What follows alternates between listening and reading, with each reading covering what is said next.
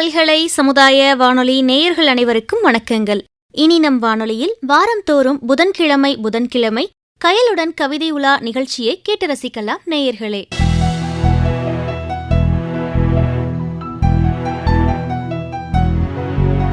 கவிஞர் கயல் கல்லோஞ்சல், மழைக்குருவி, ஆரண்யம், ஆதிவாசிகள் நிலத்தில் போன்சாய், உயிரிழப்பெடை ஆகிய கவிதை நூல்களையும், கனவு இல்லம் எனும் தலைப்பில் அமெரிக்க சிறுகதைகள், பழைய துர்தேவதைகளும் புதிய கடவுளரும் எனும் தலைப்பில் சமகால தீபத்திய சிறுகதைகள் ஆகியவற்றை ஆங்கிலத்தில் இருந்து தமிழில் மொழியாக்கம் செய்துள்ளார்.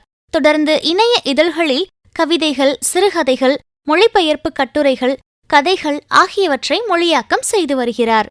வணிகவியல், வணிக மேலாண்மையியல் ஆகிய 2 துறைகளில் முனைவர் பட்டம் பெற்றுள்ள கயல் வேலூரில் உள்ள முத்துரங்கம் அரசு கலைக்கல்லூரியில் வணிகவியல் துறை உதவி பேராசிரியராக தற்போது பணியாற்றி வருகிறார். வாங்க நேயர்களே, கவிஞர் கயல் அவர்கள் வழங்கும் கவிதை உலா நிகழ்ச்சியை கேட்டு மகிழலாம். வணக்கம் நேயர்களே. இன்று நாம் பார்க்க இருக்கிற கவிதை கவிஞர் ஆண்டன் பெனி அவர்களுடைய கவிதை. ஆண்டன் பெனி என்கிற புனை பெயரில் எழுதும் இரா ரவிக்குமார் அவர்கள் கோவில்பட்டியில் பிறந்து திருச்சியில் வசிக்கிறார். மாவட்ட வருவாய் அலுவலராக தற்போது சென்னையில் பணியாற்றி வருகிறார். இவருடைய படைப்புகள் இந்த பூமிக்கு வானம் வேறு, மகள் அதிகாரம், யமுனா என்றொரு வனம், தட்டான்குழி, நிரமி, சிட்டுக்குருவி பியானோ வாசிக்கும் நிழல், அம்மாவின் இசைக்குறிப்பு ஆகிய 7 கவிதை நூல்கள், புல்வெளி ஓசை என்கிற கட்டுரை நூல் ஆகியவை இதுவரை வெளியாகியுள்ளன. அவருடைய கவிதையை வாசிக்கிறேன் நேர்களே. எனக்கு ராஜா வேஷம். ஏறி போக வாட்ட சாட்டமான செங்குதிரை வேறு, கையிலும் பெரிய வாள். எனக்கு ஓட்ட தெரியாது என்கிறேன். நான் ஓடிக்கொள்கிறேன் என்கிறது குதிரை. எனக்கு வீச வராது என்கிறேன். அதுதான் எனக்கு தெரியுமே என்கிறது வாள். அது நடுமத்தி கனவு போல் இருந்தது. உறக்கம் கலையும் முன் 14 மைல் தூரத்தில் இருக்கும் ஊருக்கு போக வேண்டும். யாரையும் வாளால் குத்தி கிழிக்க வேண்டாம்.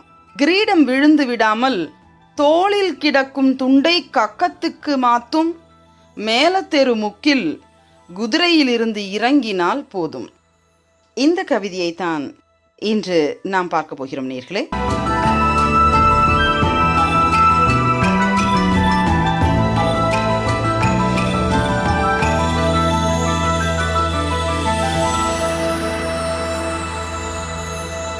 ஆண்டன் பெனியினுடைய இந்த கவிதை ஒரு சர்ரியலிச கவிதை போல தொடங்குகிறது.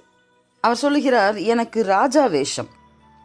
ஏறி போக வாட்டசாட்டமான செங்குதிரை வேறு, கையிலும் பெரிய வாள். இப்படியாக தொடங்குகிறது இந்த கவிதை. கவிஞருக்கு ராசா வேஷம், தலைவனாக இருக்கக்கூடிய நாட்டை ஆள்கிற அரசனுடைய வேஷம் அவருக்கு தரப்பட்டிருக்கிறது. ஏறி போக வாட்டசாட்டமான, செழித்த, நல்ல உயரமும் பருமனும் கொண்ட ஒரு அருமையான செங்குதிரை, சிவப்பு நிறத்தில் இருக்கிற ஒரு குதிரை தரப்பட்டிருக்கிறது. கையில் பெரிய வாள். இந்த காட்சியை இப்போது நாம் நினைத்து பார்க்கிறோம். ஒரு வாட்டசாட்டமான ஒரு செங்குதிரையின் மேல் அரசன் அமர்ந்து இருக்கிறான். கையில் பெரிய ஒரு வாள் ஒன்று அரசனுடைய கையில் இருக்கிறது. எனக்கு ஓட்ட தெரியாது என்கிறேன். நான் ஓடிக்கொள்கிறேன் என்கிறது குதிரை. எவ்வளவு மகிழ்ச்சியான விஷயம் பாருங்கள். குதிரை சொல்கிறதாம், நானே ஓடிக்கொள்கிறேன், நீ எதுவும் செய்ய தேவையில்லை என்று சொல்கிறது. அடுத்ததாக பார்த்தீர்களேயானால், எனக்கு வீச வராது என்று வாளிடம் சொல்கிறார். எனக்கு வீச வராது என்றேன், அதுதான் எனக்கு தெரியுமே என்கிறது வாள். வாள் சொல்கிறது, நானே வீசிக்கொள்வேன், எனக்குத்தான் தெரியுமே, உனக்கு தெரியவில்லை என்றால் என்ன என்று பொருள்படும்படி வாளும் அவருக்கு சாதகமாக இருக்கிறது. அடுத்த வரியை பார்த்தீர்களேயானால், அது நடுமத்தி கனவு போல் இருந்தது. அது ஒரு கனவு, நள்ளிரவில் யாமத்தில் தோன்றுகிற ஒரு கனவு. அது நடுமத்தி கனவு போல் இருந்தது. உறக்கம் கலையும் முன் 14 மைல் தூரத்தில் இருக்கும் ஊருக்கு போக வேண்டும். இப்போது உறக்கம் கலைந்து எழுந்து தயாராகி எங்கு செல்ல வேண்டும் என்றால் ஊருக்கு போக வேண்டும். அது எவ்வளவு தொலைவு இருக்கிறது? 14 மைல் தொலைவில் இருக்கிறது என்று சொல்லிக்கொண்டே வந்தவர், யாரையும் வாளால் குத்தி கிழிக்க வேண்டாம். அரசனாக கம்பீரமாக அந்த குதிரையின் மேல் அமர்ந்திருப்பவர் வாளோடு இருக்கிறார். யாரையும் குத்தி கிழிக்க வேண்டாம், யாரையும் காயப்படுத்த தேவையில்லை, சண்டை போட தேவையில்லை, எதுவும் தேவையில்லை. கிரீடம் விழுந்து விடாமல் என்று சொல்லுகிறார். கிரீடம் கீழே விழுந்து விடாமல் காப்பாற்றிக் கொண்டால் போதுமானது. அடுத்ததாக சொல்லுகிறார் பாருங்கள், அங்குதான் வேகம் எடுக்கிறது இந்த செங்குதிரை. தோளில் கிடக்கும் துண்டை கக்கத்துக்கு மாற்றும் என்று சொல்கிறார். தோளில் கிடக்கிற துண்டை கக்கத்துக்கு மாற்றும் என்கிற போது இது வேறொரு கவிதையாக உருமாற்றம் பெற்றுவிடுகிறது.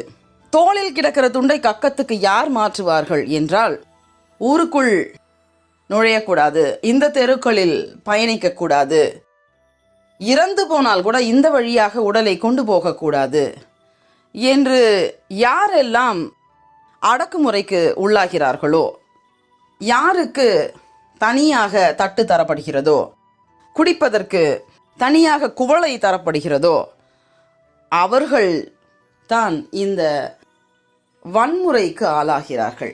தோளில் கிடக்கும் துண்டை கக்கத்துக்கு மாற்றும். அதாவது தோளில் துண்டு கிடந்தால் அது எதிரே வரக்கூடிய மேல் ஜாதி என்று சொல்லப்படுகிற மக்களுக்கு அது அவமரியாதையான ஒன்றாக நினைக்கிறார்கள்.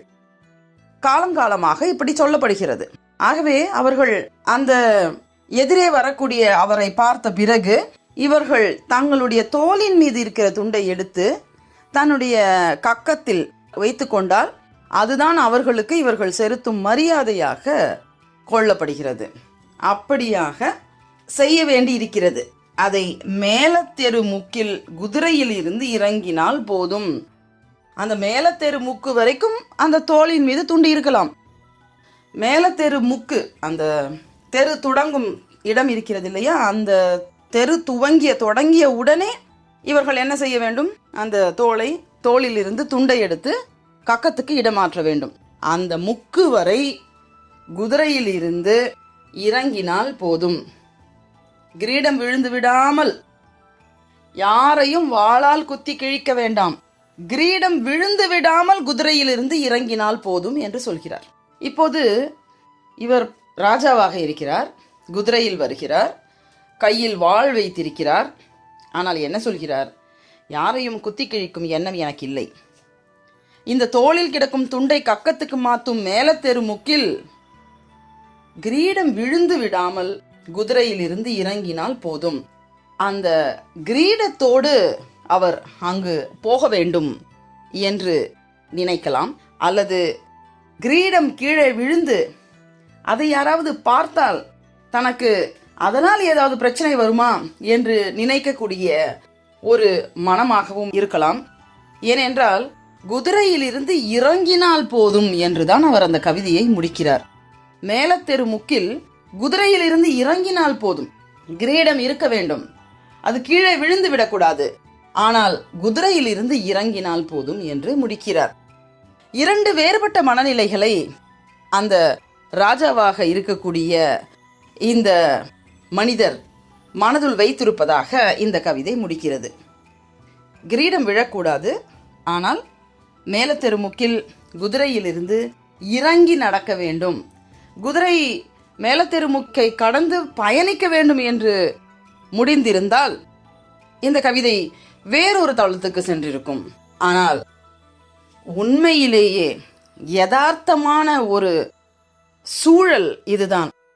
அந்த தெரு வரை செல்ல வேண்டும், கிரீடம் கீழே விழுந்து விடக்கூடாது, நிச்சயமாக குதிரையில் இருந்து இறங்கினால் போதும் என்றால் அதன் பிறகு ஏதாவது விளைவுகள் ஏற்படுமோ என்று அந்த அரசனாக இருக்கக்கூடிய அந்த நபருடைய மனதில் ஒரு அச்சம் தோன்றக்கூடியதைத்தான் இந்த கவிதை சொல்லுகிறது. இப்பெல்லாம் யாருங்க ஜாதி பார்க்கறா என்று சொல்கிற வரிகளை நாம் அடிக்கடி கேட்க நேரிடுகிறது. நகரத்தில் இதெல்லாம் இல்லை என்று சொல்லப்படுகிறது. ஆனால் மனதின் ஆழமான அடுக்குகளில் நீங்க நம்மாளுகளா என்ற கேள்வியும், வீடு வாடகைக்கு பார்க்கிற போது கூட நீங்கள் எந்த ஜாதி என்று சில நகரங்களிலும் கேட்கப்படுகின்ற கேள்வியையும் பார்த்தால் இன்றைக்கும் ஜாதி மக்களுடைய மனதில் புரையோடி கிடக்கிறது என்பதை நாம் காண்கிறோம். அதுவரை ராஜாக்கள், செங்குதிரைகள், வாட்கள் என்ன இருந்தாலும் மேலத்தெரு முக்கை குதிரையிலே பயணித்து போகிற துணிவை இந்த மக்களுக்கு, நம் மக்களுக்கு, நமக்கு யார்தான் தர முடியும்? இப்படி ஒரு அற்புதமான இன்னொரு கவிதையோடு உங்களை அடுத்த வாரம் சந்திக்கிறேன் நேயர்களே. நன்றி, வணக்கம். நம்ம எல்லாரும் தொடர்ந்து இணைந்திருப்பது அழகப்பா பல்கலை சமுதாய வானொலி. இது கயலுடன் கவிதை உலா நிகழ்ச்சி. வாரந்தோறுமே புதன்கிழமை இனி நம்ம சுவையான கவிதைகளை கவிஞர் கயல் அவர்களின் குரல்ல கேட்டு ரசிக்க போறோம். இன்னைக்கு கவிஞர் கயல் அவர்கள் வழங்கிய கவிதையை நம்ம எல்லாரும் கேட்டு ரசிச்சாச்சு. இந்த நிகழ்ச்சி நேயர்களாகிய அனைவருக்குமே ரொம்ப பிடிச்சிருக்குன்னு நாங்க நம்புறோம். இந்த நிகழ்ச்சி பற்றிய கருத்துக்கள், பின்னூட்டங்கள் வரவேற்கப்படுகின்றன. இந்த நிகழ்ச்சியை நீங்க அழகப்பா பல்கலை சமுதாய வானொலி மற்றும் அழகப்பா பல்கலைக்கழகத்தின் இன்டர்நெட் ரேடியோ, ஸ்பாட்டிஃபை, கூகுள் பாட்காஸ்ட்லையும் கேட்டு ரசிக்கலாம்.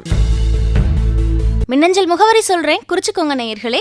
FM 90.8@alagappauniversity.ac.in இந்த மின்னஞ்சல் முகவரிக்கு உங்களுடைய கருத்துக்கள், பின்னூட்டங்களை அனுப்பலாம். நன்றி நேயர்களே.